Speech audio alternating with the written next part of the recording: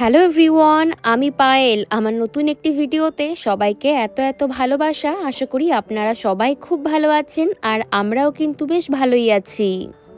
ওসাকার সবথেকে জনপ্রিয় স্ট্রিট দোতনবুরি আর শিনসেইবাশি শপিং স্ট্রিটে আজ আমরা বিকাল থেকে সন্ধ্যা অবধি সময় কাটাবো। ওসাকা লিখে গুগলে সার্চ করলে সবথেকে আগে যে 2-3টে স্পট আসে তাদের মধ্যে দোতনবুরি হলো একটি। জাপানে যত রকমের জনপ্রিয় স্ট্রিট ফুড রয়েছে তার বেশিরভাগটি উঠে এসেছে এই ওসাকা শহর থেকে। তাই তো জাপানের ওসাকা শহরকে ডাকা হয় এদেশের কিচেন নামে। আমরা এখন দাঁড়িয়েছি অক্টোপাসের ইয়াকি খেতে, থাকো ইয়াকি খেতে। তো ভীষণ লম্বা ভিড়, দোকানটা মোটামুটি বেশ ফেমাস।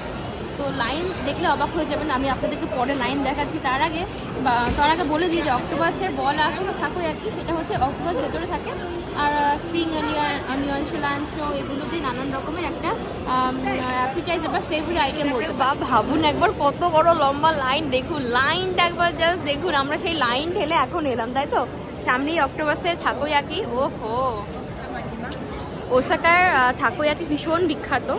ওসাকাকে জাপানের কিচেন বলা হয়, তাই তো কাঞ্চন? ওসাকাকে জাপানের কিচেন বলা হয়। তো আমরা সেই কিচেন থেকেই বলা যায় এখন থাকোয়াকি খাবো।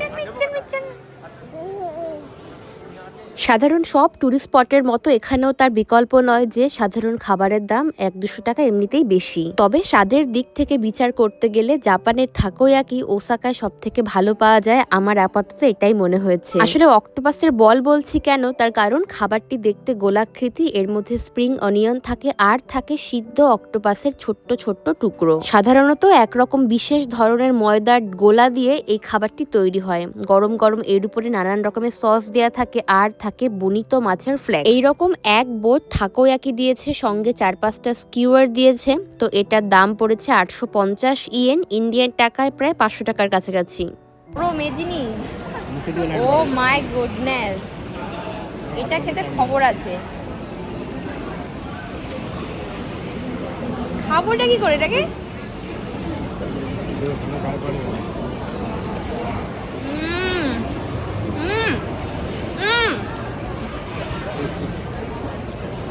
সত্যি ভালো খেতে। টোকিও করা তো ঠিক আছে না? এ কোন তো টোকিও করা তো ঠিক আছে সব।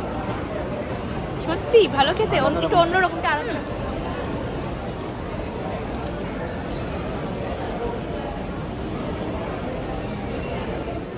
জাপানে মেলা ঘাটে অহরহই দেখা যায় এইরকম কাটা ফল কাঠিতে ভরে বিক্রি হয়। তার উপরে আবার সুগারের একটা ক্রাঞ্চি লেয়ার দেয়া থাকে, মানে ফলগুলো মুখে পড়লে কচর মচর একটা শব্দ হবে ওই টাইপের। এগুলো দেখতে নিঃসন্দেহে সুন্দর, তবে মিষ্টি খাবার তো, তাই ইচ্ছা করেই এড়িয়ে গেলাম।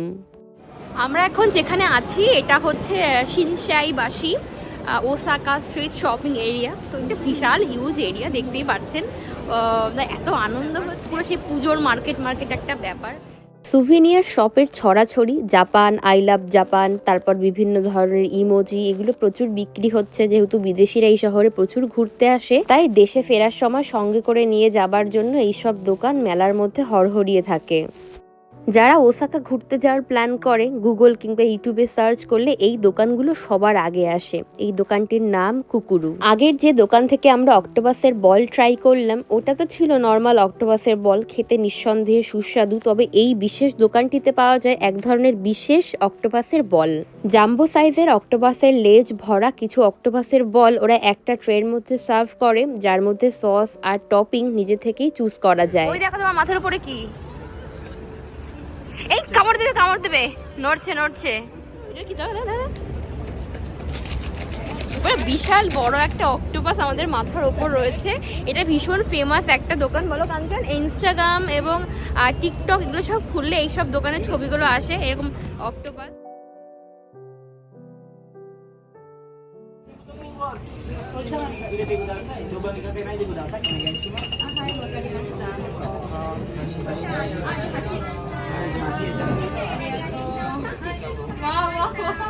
একবার দেখো যা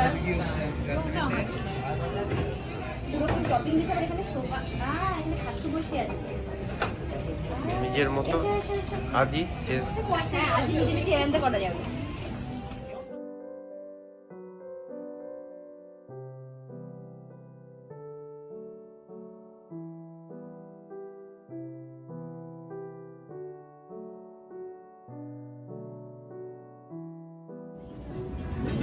cheers, cheers, cheers.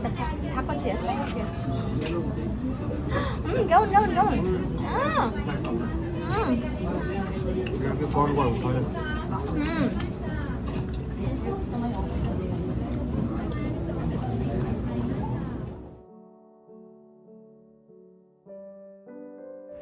ওসাকা সিটিতে আছি। টোকিওর থেকে কিছুটা আলাদা, কিন্তু প্রায় একই রকম, খুব একটা ডিফারেন্স পেলাম না। কিন্তু ওই সিটি আলাদা, মানুষের কালচার আলাদা, জিনিসপত্র আলাদা। কিছু ফেমাস জিনিসপত্র রয়েছে, সেগুলো আমরা ট্রাই করলাম। খাবার পাওয়া যায়, কিছু ফেমাস কিছু খাবার পাওয়া যায়, সেগুলো আমি ট্রাই করলাম। তো আমি মিহি আমরা এখন রাস্তা দিয়ে হাঁটছি। তো লোকজন, এখন তো আমরা সব থেকে ফেমাস দোতনবড়ি স্ট্রিটে রয়েছি, ভীষণ ফেমাস জায়গাটা। তো চলুন আরো সামনের দিকে এগিয়ে যাই। দোতনবড়ি বলে যে জায়গাটা ওসাকাতে রয়েছে, এটা মূলত একটা স্ট্রিটের নাম। তো সেখানে একটা কানাল রয়েছে, আর এই কানালের একটা সাইডে রয়েছে একটা বিশাল বড় এলইডি স্ক্রিনে দেখানো একজন রানম্যান, যিনি দুটো হাত উঠিয়ে, একটা পা উঠিয়ে আর এক পায়ে দাঁড়িয়ে দৌড়চ্ছে। আর সেই জায়গাটি হলো এখানকার ভাইরাল একটি জায়গা। সেই জায়গার সামনে ছবি তোলার জন্য রীতিমতো মানুষের হুড়োহুড়ি বেঁধে গিয়েছে। কানালটা নিঃসন্দেহে অনেক বড়, অনেক দীর্ঘ, তবে ঘোরাঘুরির জন্য কয়েক কিলোমিটারই প্রযোজ্য। কানালের দুই পাশে রেলিং দিয়ে ঘেরা। এখানে জল কতটা আছে সেটা নিয়ে আমার খুব একটা জানা নেই, তবে প্রচুর খাবারের দোকান, প্রচুর ড্রিঙ্কের দোকান, এছাড়াও লাইট দিয়ে পুরো রাস্তাটা সাজানো। দুধারে আর কি সাজানো। সেই কানাল দিয়ে আবার বোট চলে, সেখানে বোটে আপনারা সুন্দর মতো ঘুরতে পারবেন, আবার চারপাশে যে সৌন্দর্য সেটা উপভোগ করতে পারবেন। কি সুন্দর তাই না? দুই ধারে কত দোকানপাট, খাবারের দোকান, আবার মাঝখানে স্বচ্ছ জলের কানাল, আবার চারধারে সব লাইট পড়ে জলটা একেবারে টলমল করছে। চারিদিকে আলোর রোশনাই ভরা এত সুন্দর একটি সন্ধ্যা। আমরা তিনজনে মিলে বোট রাইড করলে বেশ ভালোই মজা হতো। তবে মিহি তো এখন অনেক ছোট, তাই ওকে নিয়ে ওই জলের ওপরে বোট রাইড করার সাহসে ঠিক কুলিয়ে উঠতে পারলাম না। এই দোকানটিতে কাঁকড়ার মাংস ভরা বাওবান, সাথে কাঁকড়া গ্রিল, ওই কাঁকড়া পোড়া বেশ জনপ্রিয়। তবে এত ভিড়, আমরা কথা বলে জানতে পারলাম নাকি প্রায় আধা ঘন্টা মতো আমাদের ওয়েট করতে হবে। প্রচুর মানুষের ভিড়, তো তাই অনেক লম্বা সময়ের জন্য ওয়েটিং টাইম। তবে আজকে আর এটাকে বাদ দিলাম, কখনো অন্যবার যদি আসি তবে নিশ্চয়ই ট্রাই করব। হাঁটতে হাঁটতে গেলাম আমরা একটা হ্যান্ডমেড সোপের দোকানে। এই দোকানে আপনি আপনার নিজের ইচ্ছা মতো কাস্টমাইজিং করা সোপ বানাতে পারবেন, আবার ফ্রেগ্রেন্স যে বারগুলো পাওয়া যায় সেগুলো ক্রিয়েট করতে পারবেন। বেশ কিছু ধরনের সাবান রয়েছে, আর ওই ফ্রেগ্রেন্স বার রয়েছে, যেগুলো দেখতে হুবহু খাবারের মতো। ডাইসের সাহায্যে বা ডাইস ছাড়াও এই সোপগুলো আপনি বানাতে পারবেন। এর জন্য কোনো টাকা লাগে না, জাস্ট আপনাকে এটা কেনার সময় দামটা দিতে হবে। তবে মিহি অনেক ছোট থাকায় আমরা এখন আর কোনো ফ্রেগ্রেন্স ইউজ করি না। ইভেন যখন থেকে আমি কনসিভ করেছিলাম তখন থেকেই ফ্রেগ্রেন্স ইউজ করা আমরা বন্ধ করেছি। মিহির হয়ে যাক 3-4 বছর হোক, তখন না হয় আমরা আবার সেই আগের মতো ফ্রেগ্রেন্স ইউজ করব। বেশ ঠান্ডা আছে, তো ওই কারণে আমি মিহিকে স্ট্রলারে দেইনি। আর স্ট্রলারে দিলে নতুন জায়গা তো, তাই একটু ঘাবড়ে যেতে পারে। ওই কারণে আমি ওকে ক্যারিয়ার করে নিয়েছি। পাপার কাছে না, বরং মাম্মার কাছেই রেখেছি। আর মিহিকে না আমার সবসময় ওর পাপার কাছে দিয়ে দিতে ইচ্ছে করে না। আমার যেন মনে হয় ওর পাপার কাছে গেলে মিহি একটু আমাকে খুঁজবে, মিহির কষ্ট হবে। তো এইটা ভেবে আমি খুব একটা কাঞ্চনের কাছে দিই না, কিন্তু ব্যাপারটা আসলে তা না। মায়ের মতো পাপার কাছেও মিহি খুব সযত্নে থাকে। রাত এখন প্রায় 9টা। শিনসেবাসী শপিং স্ট্রিট বন্ধ, আর সব মানুষ এখন যার যার গন্তব্যস্থলের দিকে। আমরা আমাদের ওই এয়ারবিএনবি রুমের দিকে যাব, ওই বাড়ির দিকে যাব। তবে তার আগে কিছু একটা খাবার খেতে হবে। সবাই সবার পছন্দ মতো খাবার অর্ডার করেছে। আমরা এসেছি এখানকারই একটি বিখ্যাত রামেন শপে। মোস্টলি সবাই রামেনই অর্ডার করেছে, তবে আমি রামেন অর্ডার করিনি। তার একটাই কারণ, মিহির ঘুম পেয়েছে। আমাকে এমন কোনো খাবার বেছে নিতে হতো যেটা তাড়াতাড়ি করে খেয়ে নিয়ে আমি ওকে ধরতে পারবো, দেন ওর পাপা খাওয়া দাওয়া করবে।